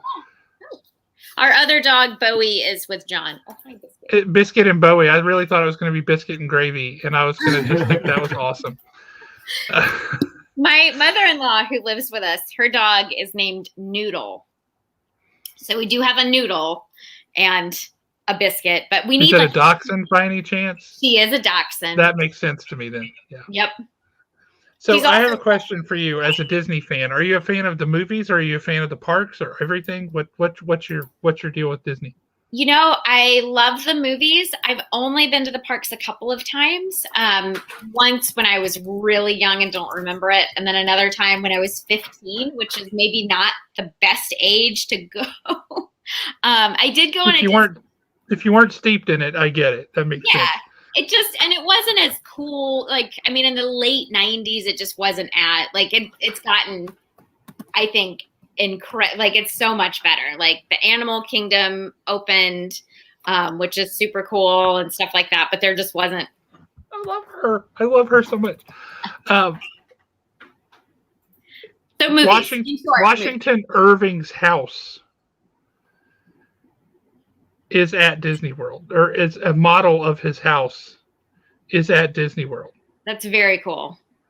Yeah, it's across the way. It's in Liberty Square, and they sell waffles. That's cool. And like sandwiches made out of waffles, and waffles with fruit on them and stuff like that. But it's a miniaturized version of his house. Is what they built there. In every detail. It's wonderful. So if you want to go and look like, okay, what did Washington Irving's house look like? There it is. Sleepy Hollow Refreshments, it is called. And get your Leslie Knope on, eat a bunch of waffles. For sure. For sure.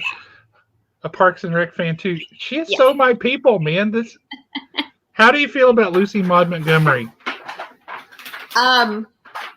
I'm not sure. You're a fan of Anne of Green Gables? Oh, yes. I'm sorry. Yeah.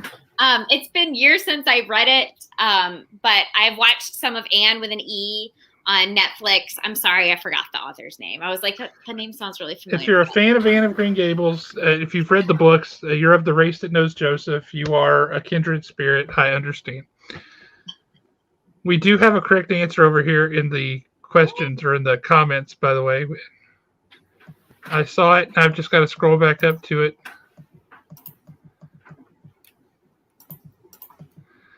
The first person with the correct answer that I see is none other than Peter Lewis. Yay, Peter! Good job. Peter's having himself a night. We had a lot of people say that they really liked this. That was a really cool book. Thank you to Alex.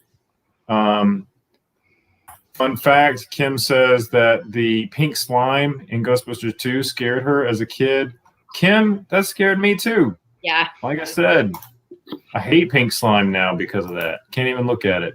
My mom says that she still has my original Ghostbusters toys in the fire station. It's true. It's a big part of my childhood.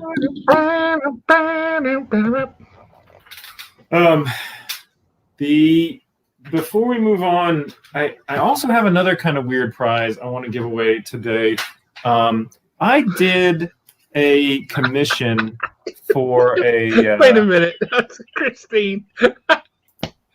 Wishbone was the best. Yes. Oh, that's fantastic. Yes. Jack Russell, who retold classic tales. Yep. So good. Jack Russell. Oh my God, Wishbone was the best. I'm sorry, Jeremy. Go ahead. No, you're fine. I don't know who Wishbone is, but he sounds cool. So it was a PBS thing where they used a Jack Russell dressed in various costumes and stuff to retell classic stories. Yeah. So, like, he's dressed up like a character from Shakespeare. He's dressed like Hamlet. He's dressed like he's in the Lilliputians, and he's got tiny little people running around. It was a Jack Russell Terrier taught you literature, and it was phenomenal. I like that. I'm into Jack Russell Terriers and literature. Okay, so I did a commission for a guy. His dad was in a show in the 90s. What was it? WMAC Masters. It was this karate show on Fox Kids, right? Wasn't my thing, but his dad was in it. It's cool. It's a cool thing that he did. The character that he played was Great Wolf, and now they have a martial arts studio in Madison and in Decatur. So he commissioned me to do a comic book cover of his dad. So super sentimental, super cool project. I was glad I got to touch it at all. And he put it on shirts too. And he was like, how much do you want for that? And me being me, I said, just send me a shirt. So by the time he sent me a shirt, I had lost a bunch of weight. And that's good and that's bad. But anyway, I can't wear this. So if you would like this shirt, this is the next prize. This is the character from the show, who just so happens to be this guy's dad. And I do have a weird compliment that I got about this one time, too, I'd like to share. I was sitting around a table at Haven with some dudes. I didn't know half of them, just getting to be friends with them. Didn't work out for some of these new friends. I showed that drawing to those guys, and one of them said, well, I could make a computer program that draws as well as that, or better than that. And it's like, okay, number one, that's a really weird thing to say to me. Number two, that's a high praise. There's a lot of secret praise in that. It's not like, it's a sketch or whatever. It's like the guy thought it looked like an actual photo, which it is not. That's kind of my MO half the time, is to take a photo and like turn it into a superhero or something for somebody.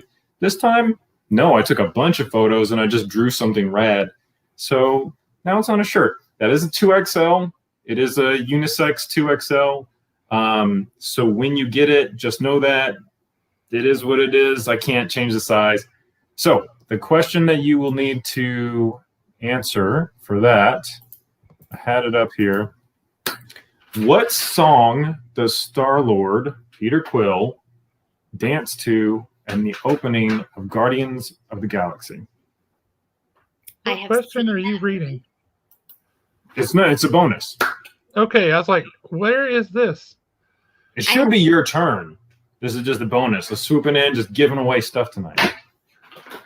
I genuinely can't remember. I know, like, that the soundtrack of that movie was fabulous, and I thoroughly enjoyed each and every bit of it, but I don't remember what song it was.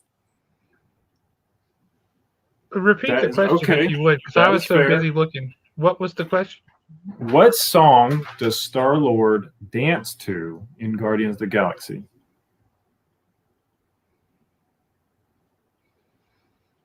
I'm seeing I think I'm he's got seeing his the right little answers. Walkman, right? Yep. His little tape Walkman, but He's rocking out to his Walkman. There's a lot of cool songs in there, so it's easy to get this mixed up. But he's dancing.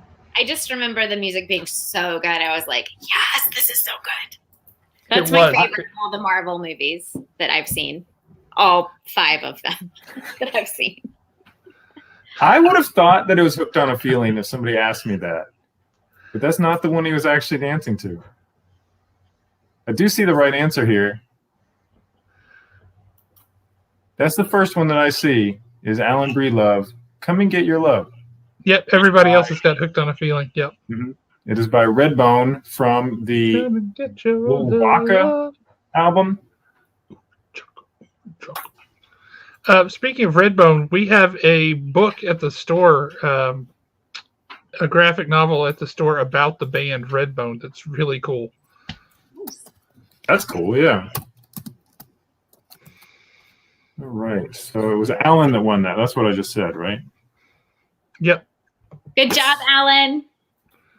Oh, don't give Alan. His head will get bigger and bigger. You just got to watch out. Yeah. Alan gets a lot of right answers in here. Oh, man. Okay. Josh, it is your turn for question 8. We are giving away... Wait, hold on. I got a video. This one's new. I wasn't psychologically prepared for this.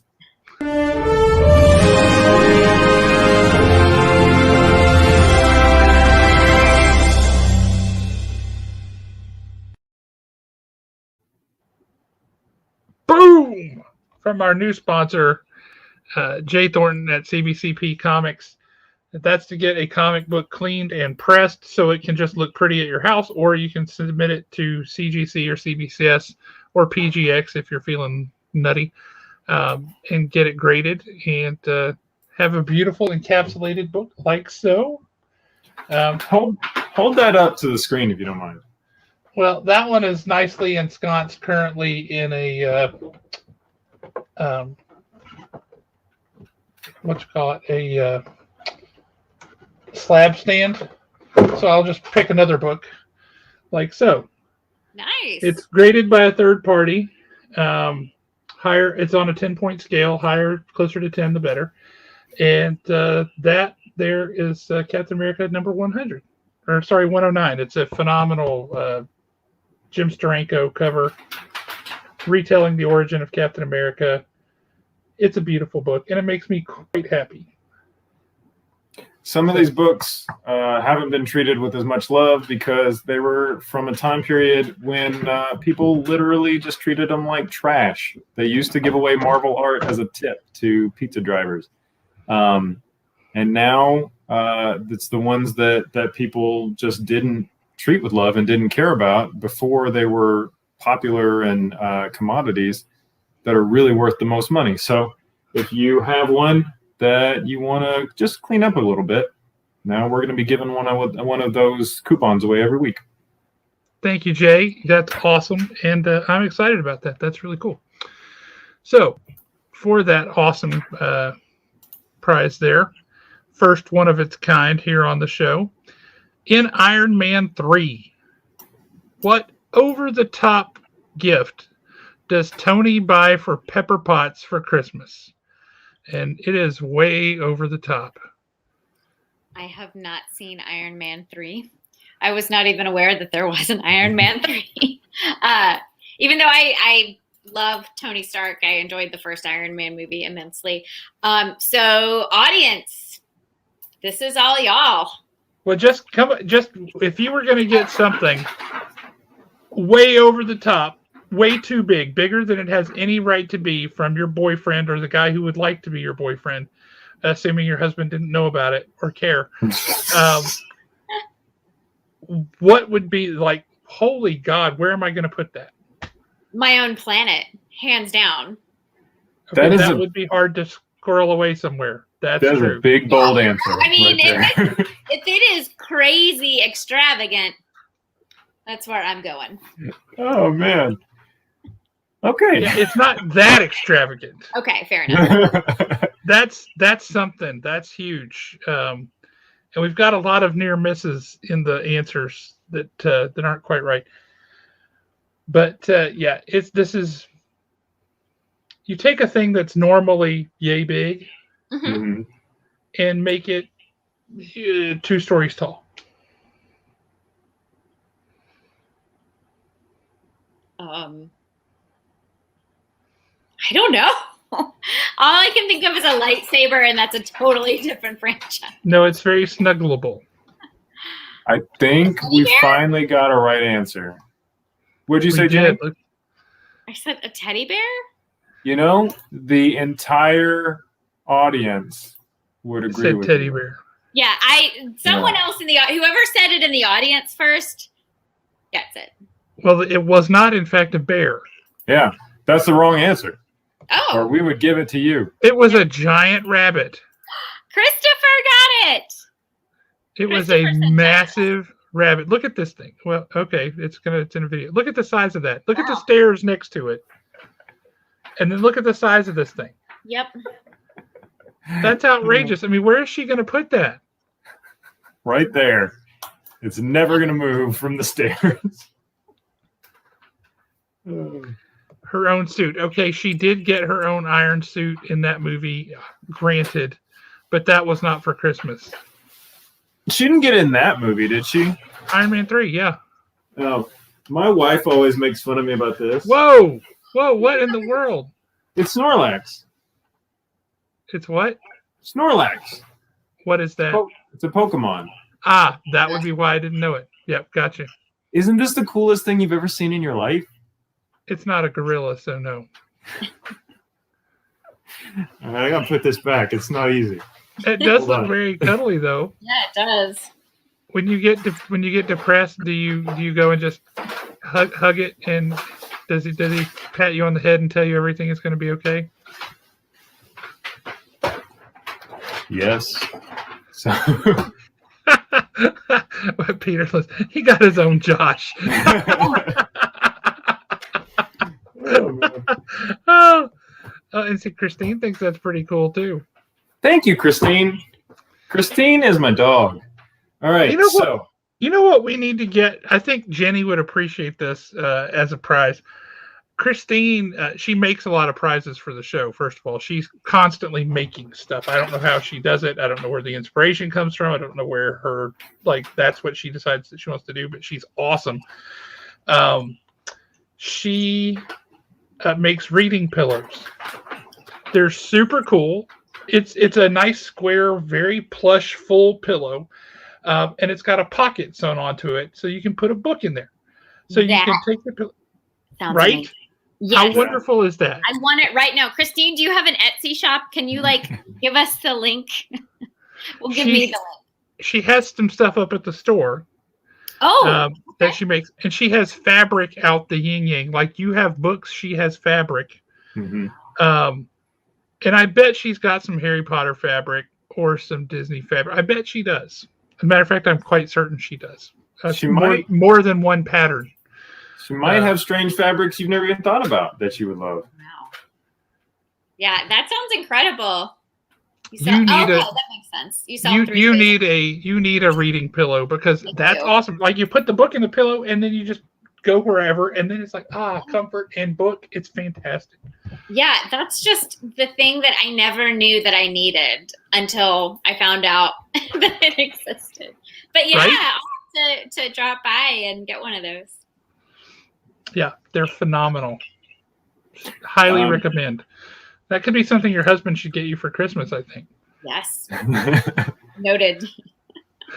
Just go to the place, ask for the thing. They'll know what it is. Ooh, she just picked up some Encanto fabric. I have not seen that yet, and I can't wait because it looks wonderful. Have you seen the ads for it at least? Yes, it looks amazing. It looks so good. The art's beautiful, and it's got Lin-Manuel Miranda music, so it's going to be great. How does that song go from Moana that you always do, Jeremy? Which one? Where she's Moana, that one. That's my daughter does that one. I'm the Maui guy. I have to be Maui. Is it the You're Welcome song? Oh, yeah. I can do You're Welcome. I was just trying to get Jeremy to sing. He never does it. I don't know why you want me to sing. I don't know why you want people to feel bad and hurt. Why would you feel bad? Singing is joyous. It's fun. It is joyous. It's a joyful noise. There you I go. actually sing like an opera singer with like a too big voice, so I keep it all to myself. So anyway, question 9. Is that what you do? Yes. You're in the.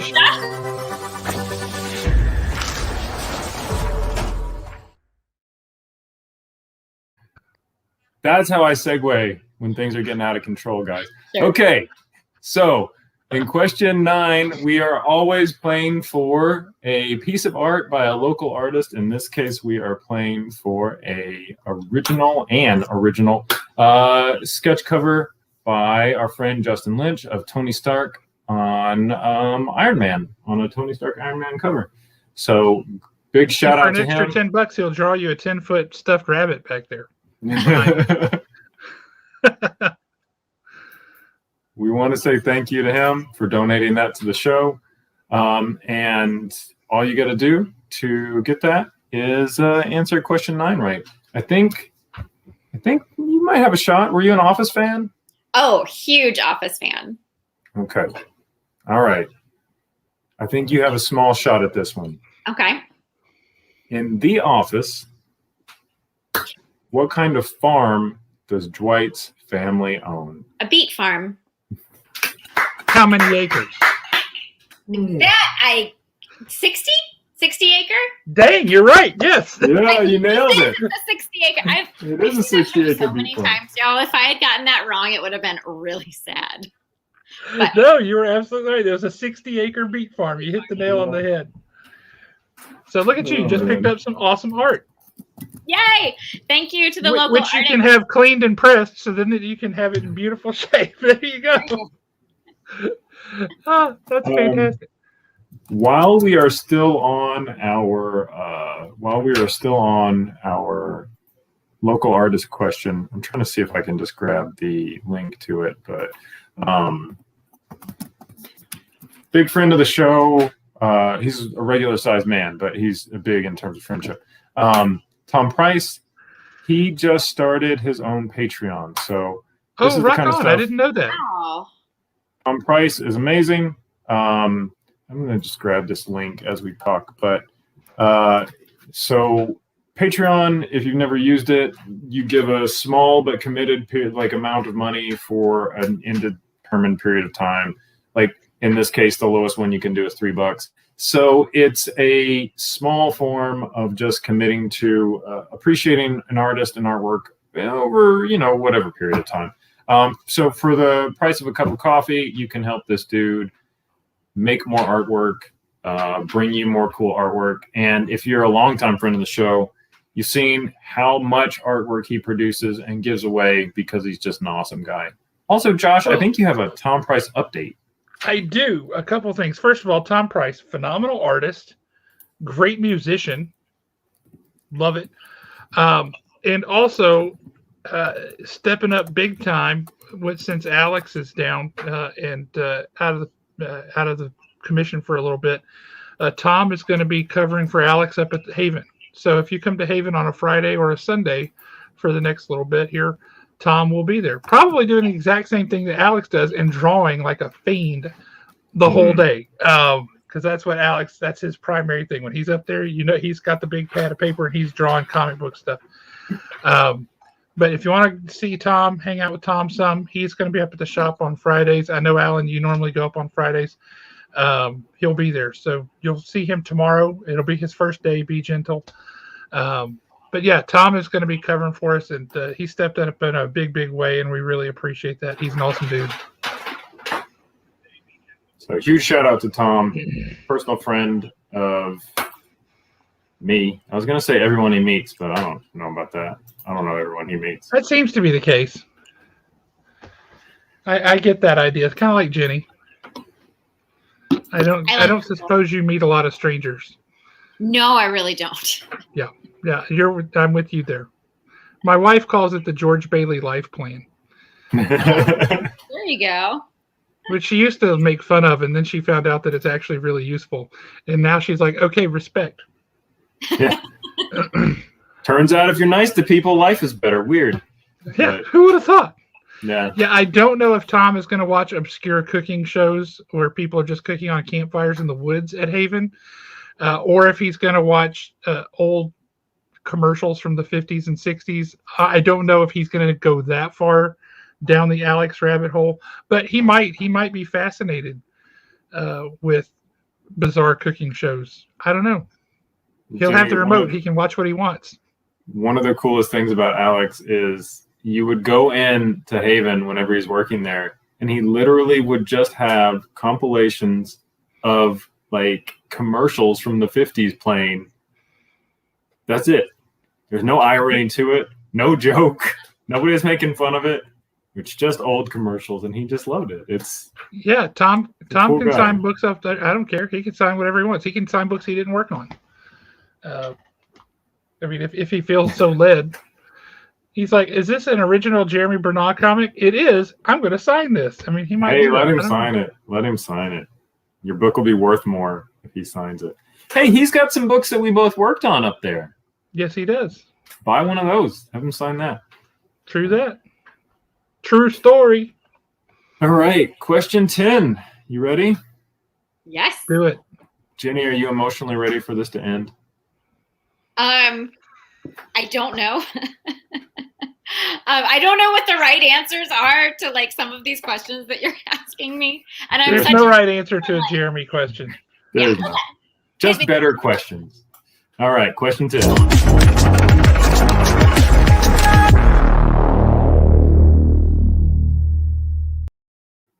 All right. So for question 10, we are playing for this sensational Spider-Man comic book. I'm going to read here. It's number 195. I don't know what that means. It's Marvel Tales, and it was signed by Chris Claremont. Right on. You don't get a lot of Chris Claremont Spider-Man. You get Chris Claremont X-Men out the yin-yang, but not Spider-Man. So that's kind of an unusual book there. Really cool. And Chris Claremont is no stranger to Huntsville. He's been a couple of times, but he is a prolific comic book writer. So this is a cool thing to add to your collection. Josh, if you want to pick it up. Question 10. You hear my dogs barking for Yes. no reason. Oh, Biscuit can hear them too. She's like that. Yeah, I don't. During the entire month of December, when UPS is dropping stuff off at people's houses, our dogs are on high alert the entire month. Oh yeah. And it's this all day, not usually this late at night, but okay, whatever. Good job, guys. Also, both rescues. So this is a Star Wars question. Okay. And Justin's not on tonight. That means somebody has a chance. In Star Wars, The Force Awakens, what does Finn say his job was before he left the Empire? He turned his back on the Empire. He was a stormtrooper. He had a job. And then he was like, nope, not doing this stuff anymore. These are not good people. I'm going to join the good side. What was his job? I do not know. And I've seen that movie, but only in the theaters, like when it came out. He's the one with the really cool leather jacket, right? No.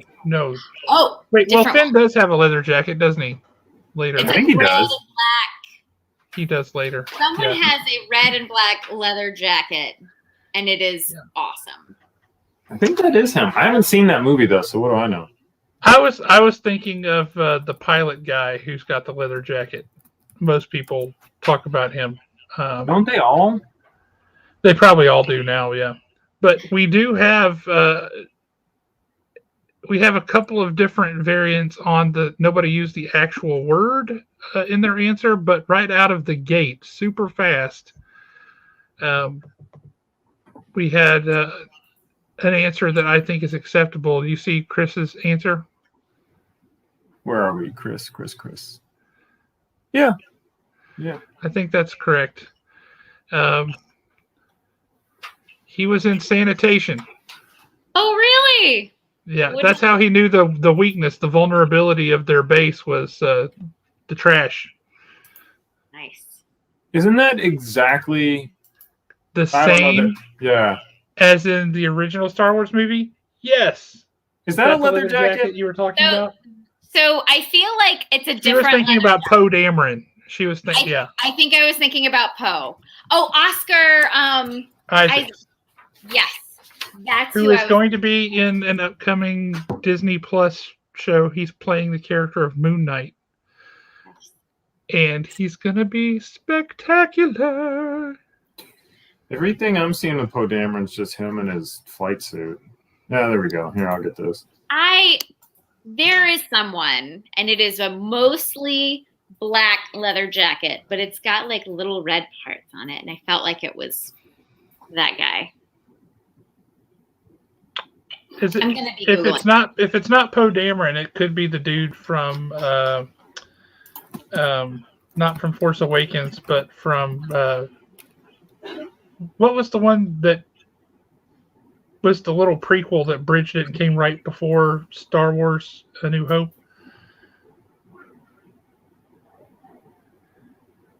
Where like the end of that movie literally was like opened up the next movie, the original Star Wars movie. Oh man, I know what you're talking about. Star Wars movies. This is an embarrassing conversation for the two of us. It is a little bit. Rogue One. Alan. Yes, Alan, Rogue thank you One. for stepping up. Rogue One. It might be the dude from Rogue One. Yeah. You know, maybe I got it wrong, and maybe it is Finn, and it was a brown jacket with red on it. But for some reason, I was thinking it was a black jacket. Is it this? You know, I feel like it's the brown one, and I just thought that it was black from Finn. That could be. That's okay. I'm just really don't know what I'm talking about. Hey, nobody no, does. Nobody does. I'm just gonna leave this picture up here because Oscar Isaacs is good looking. He really is. Yeah. He doesn't look anything like me. Like I said. Oh man. So who Okay. all won what tonight, Jeremy? Just hold on. I got to transition off Oscar Isaac. So where are we? The stickers went to Jay Thornton. The gelatinous feely things and because there was a couple of things going on in that. That went to Jenny. Congratulations. Norris picked up the blurred poster. Congratulations, Norris. And congratulations on your book, if you're still here. Yeah. The comic pack. Actually, both of the comic packs went to Jenny. So do you even own a comic book? She does now. These will be my very first comic. Right on. And Jenny, I'm gonna throw in my comic books. Oh, cool. Thank you. It's just some weird stuff that I do. Most of my comic books are like not action stuff. Like this one is about a dude who meets a girl at a party and he steals her a watermelon. There's like literally no violence in it.